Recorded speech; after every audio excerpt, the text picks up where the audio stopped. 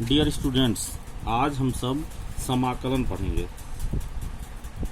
समाकलन समाकलन को इंग्लिश में बोलते हैं इंटीग्रल।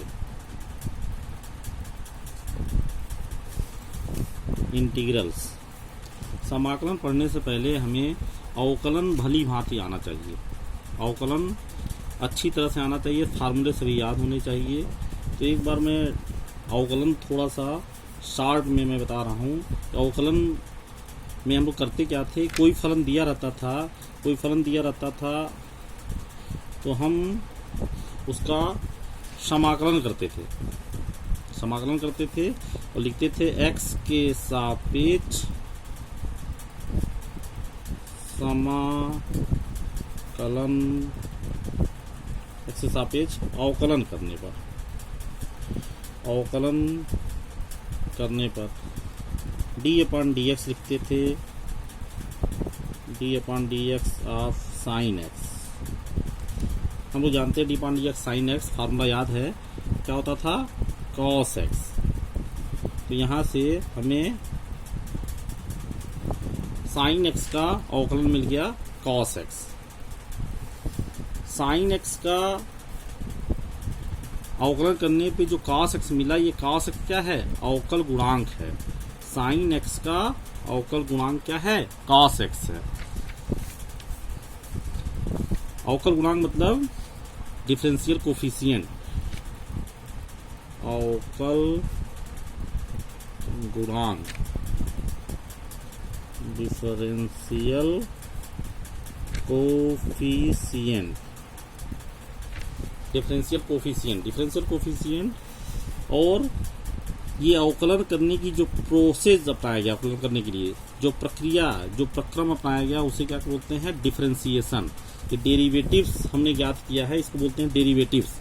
डेरिवेटिव्स ज्ञात करने के लिए जो प्रोसेस अपनाया गया, उसे क्या बोलते हैं, डिफरेंशिएशन।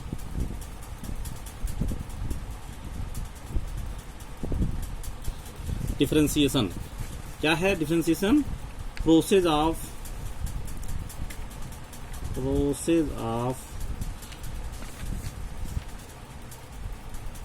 फाइंडिंग क्या, डिफरेंशियल कोफिशिएंट, अवकल गुणांक ज्ञात करने की जो प्रक्रिया है, उसे डिफरेंशिएशन कहते हैं। इंटीग्रेशन के लिए कहा जाता है इंटीग्रेशन,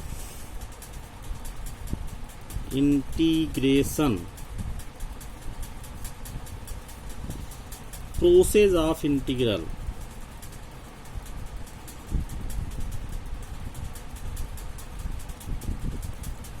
प्रोसेस ऑफ इंटीग्रल ज्ञात करने की जो प्रक्रिया है, उसे इंटीग्रेशन कहते हैं।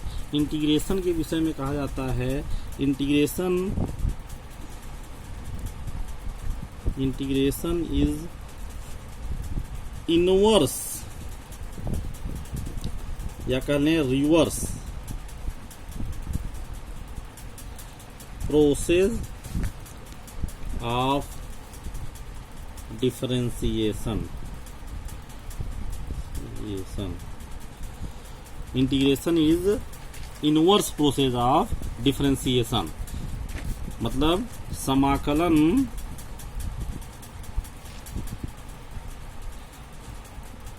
अवकलन का व्युत्क्रम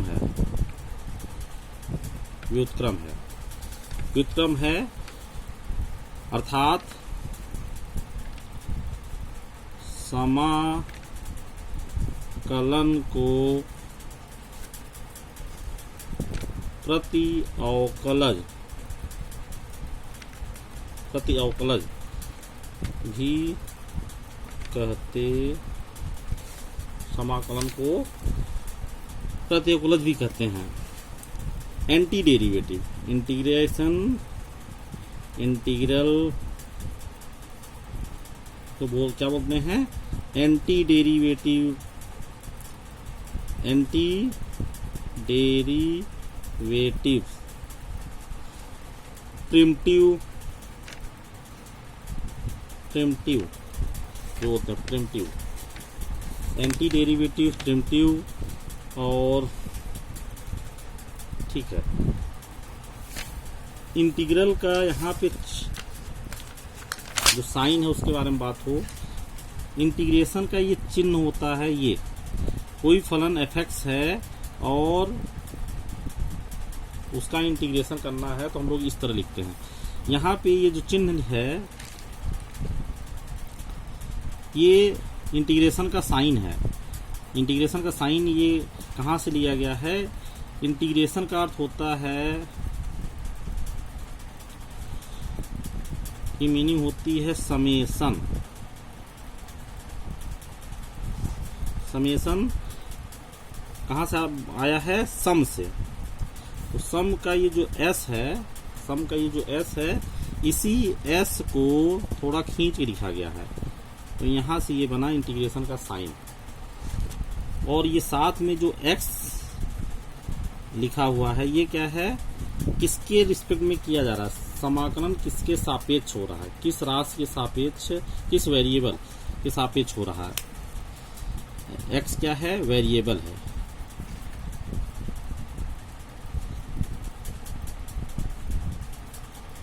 किस चर के सापेक्ष इंटीग्रेशन हो रहा है? और fx क्या है? यहाँ पे इंटीग्रेंड है।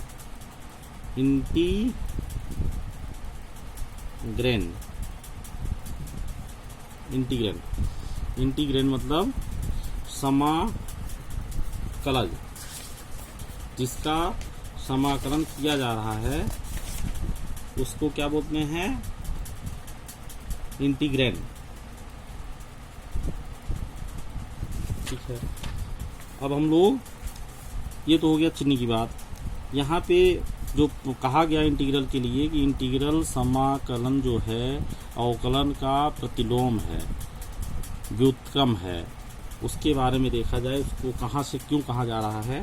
तो यहाँ पे अभी हम लोग देखें कि d/dx of sine x equal to cos x आया। तो cos x क्या है? इस साइन x का अवकल गुणांक है। cos x क्या है? इस साइन x का अवकल गुणांक है। तो साइन x का अवकलन करने पे ये cos x प्राप्त हुआ।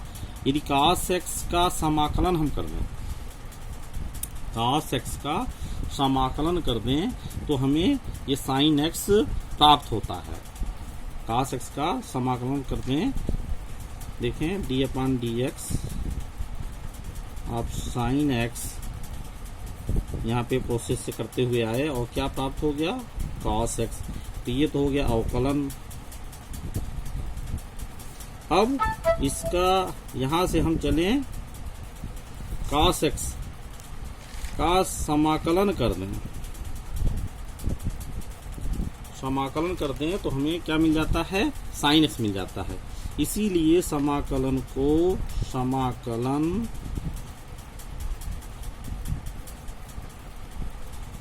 अवकलन का प्रतिलोम या व्युत्क्रम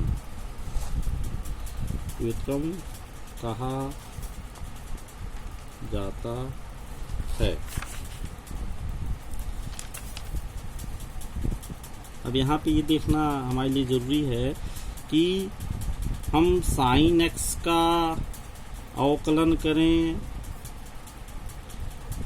या साइन x प्लस 5 का अवकलन करें, d/dx sine x plus 100 cos x d/dx sine x minus 1/3। तो हम यहाँ देख रहे हैं कि साइन x प्लस 5 का अवकलन करेंगे तब पर भी cos x आएगा, इसका अवकलन करेंगे तब पर भी cos x आएगा, इसका अवकलन करेंगे तब पर भी cos x आएगा। मतलब अब यहाँ पे देख रहे हैं जैसा कि कहा गया कि इंटीग्रेशन डिफरेंशिएशन का व्युत्क्रम है, इनवर्स प्रोसेस है। तो यहाँ से हम ये कह सकते हैं कि cos x का समाकलन करने पे हमें साइन एक्स प्लस 5 मिलेगा। दूसरे से हम कह सकते हैं cos x का समाकलन करने पे हमें साइन एक्स प्लस 100 मिलेगा। तीसरे से हमें कह रहे हैं कि समाकलन करने पर हमें साइन एक्स माइनस 1/3 मिलेगा। तो ये कैसे हो रहा है, क्यों हो रहा है? cos x, यहाँ cos x का समाकलन ये मिल रहा है, यहाँ cos x समाकलन कर रहे हैं ये मिल रहा है, यहाँ cos x समाकलन ये मिल रहा है। ये क्यों हो रहा है? क्योंकि इंटीग्रेशन, ये क्या है, इंटीग्रेशन निश्चित नहीं होता। इंटीग्रेशन यहाँ अवकलन करने पर इसका अवकलन करने पे हमेशा cos x प्राप्त होगा, इसका अवकलन करने पर हमेशा cos x ही प्राप्त होगा, इसका अवकलन करने पर हमेशा cos x ही प्राप्त होगा। लेकिन यहाँ पे cos x का समाकलन करने पे अलग अलग राशियाँ प्राप्त हो रही हैं। इसीलिए इसे समाकलन को, यदि हम जनरली इसको जनरल फॉर्म में लिखना चाहते हैं तो हम लोग लिखते हैं integration of cos x dx equal to sine x plus c क्या होता है? इंटीग्रेशन कोफिशिएंट, समाकलन गुणांक। c को क्या बोलते हैं? समाकलन गुणांक, इंटीग्रेशन कोफिशिएंट, जिसका मान कुछ भी हो सकता है, रियल नंबर में बदलता रहता है। तो cos x या समाकलन में कोई निश्चित राशि नहीं प्राप्त हो रही है, कोई निश्चित वैल्यू नहीं मिल रही है, इसीलिए इसको बोलते हैं इनडिफिनिट। समाकलन में कोई फिक्स्ड या निश्चित राशि नहीं